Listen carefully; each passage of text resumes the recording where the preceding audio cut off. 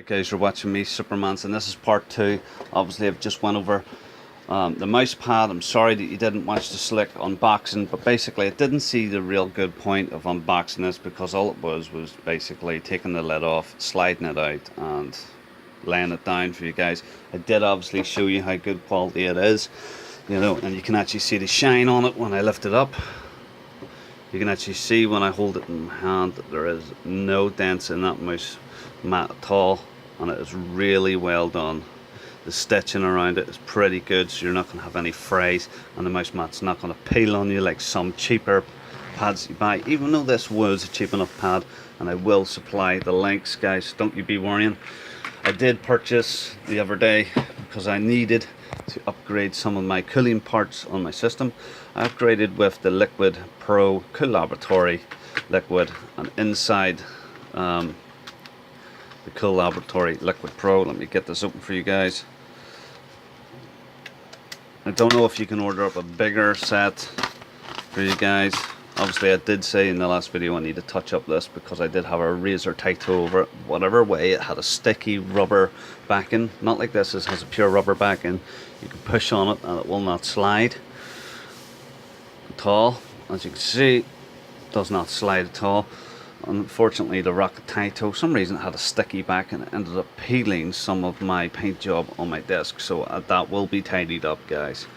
So anyway, the Coolabatory came. It did have a leaflet in the front, and basically what it comes with is one alcohol wipe, instructions of how to obviously clean it and also how to apply it.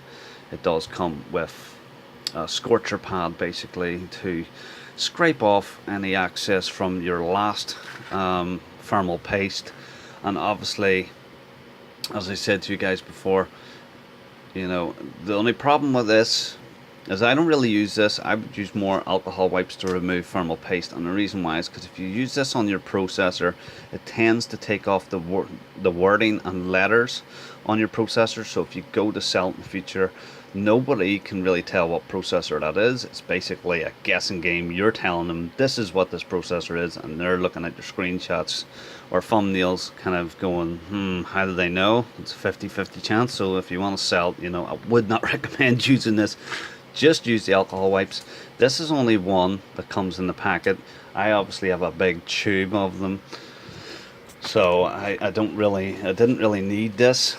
It also comes with two cotton tips, or Q-tips as some people will call it, and that's for obviously applying this liquid metal.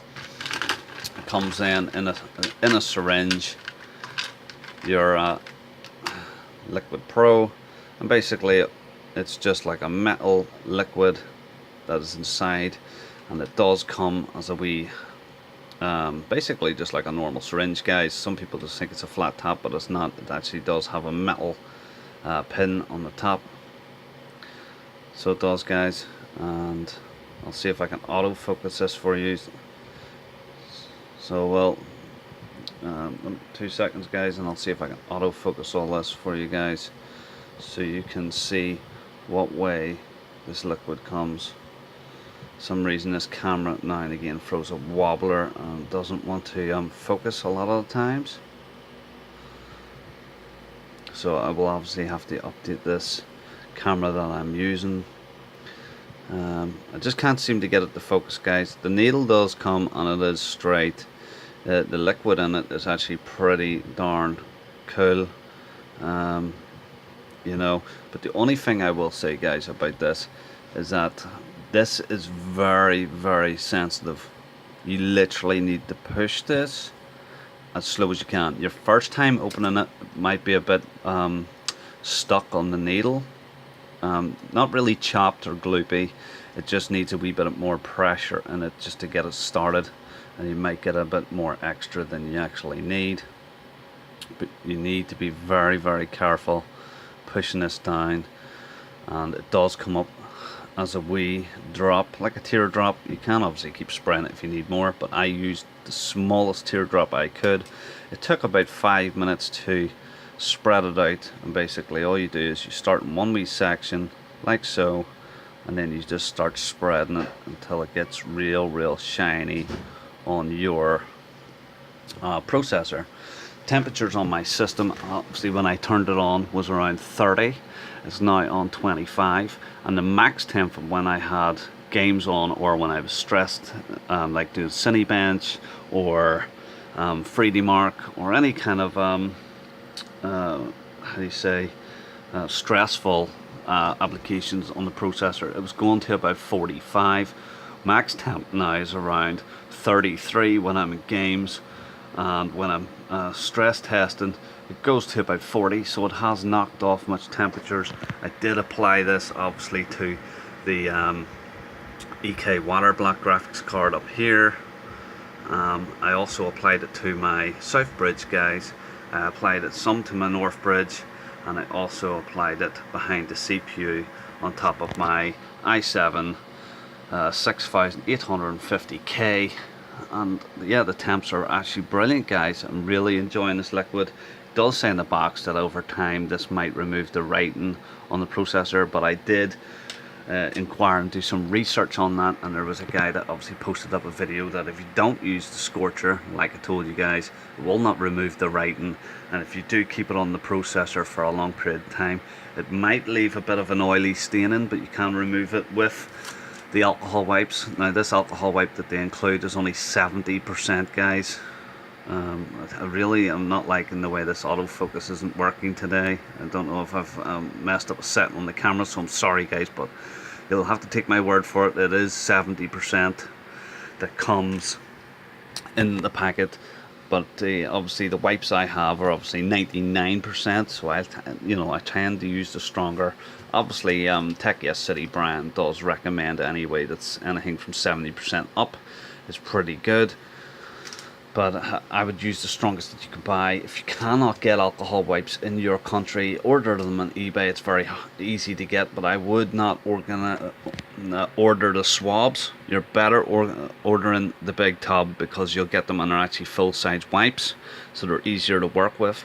The swabs that come are only about that size, guys, and they're really, really hard to use. It's almost like a small thermal pad. So it's really hard to use, and to get into all the wee grooves. A proper wipe will obviously get into all the grooves for you guys. But yeah, this Coolabatory stuff is pretty good. I've tried different ones. As you know, I've used the MX5. So I have, guys, and obviously it wasn't the best. I've used Grizzly. I've used the Crayonaut, and they were okay. They were a bit high performance. They're very gloopy though, and very hard to remove. They did stay wet though, unlike the MX5, which went kind of crispy, and I didn't really like it. And unfortunately on the North Bridge on my motherboard, it did go crispy very quickly. I've tried the Arctic Silver, and the last one I tried was called the Thermalright Chill 3. I did show you that on one of my videos. Go back and check it out if you want, guys. But so far, yeah, this one seems to be the best. It's actually cheaper than all the others, because this one came out a while ago, unlike the other ones. But to get the syringe of it, guys, it is actually cheaper, and it seems to do a better job. So I hope you guys enjoy this video, obviously about the cooling on the system. And as you can see, it was bouncing up to about 27, and it's knocked back down to 25 easy enough on the system itself. And if you're wondering why my fans just keep changing, I have it set in the remote to random mode. Basically I just load up random modes. So yeah, I hope you guys really enjoyed that, and you've been watching me, supermanZ, guys. So I'm going to say goodbye, and I hope that you enjoyed that part too. Have a good one, guys.